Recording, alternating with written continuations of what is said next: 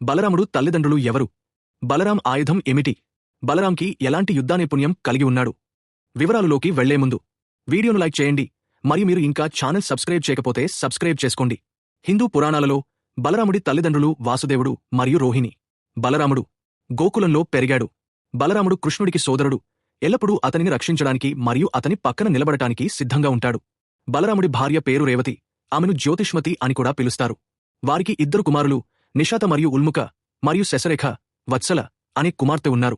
బలరాముడు ఎంచుకున్న ఆయుధం నాగలి. దీనిని అతను రాక్షసులతో పోరాట సమయం యమునా నదిని మళ్లించడంలో ఉపయోగిస్తాడు. అతను గదాయుద్ధం మరియు మల్లయుద్ధంలో నైపుణ్యం కలిగి ఉన్నాడు. భీముడు మరియు దుర్యోధనుడు ఇద్దరికీ ఈ నైపుణ్యాలలో శిక్షణ ఇస్తాడు. బలరాముడిని ఆదిగురువు లేదా ఆధ్యాత్మిక గురువుగా భావిస్తారు. అతన్ని ఏనుగుల మంద కంటే బలవంతుడుగా భావిస్తారు. బలరాముడు మరియు యమునా నది కథ ఏంటి?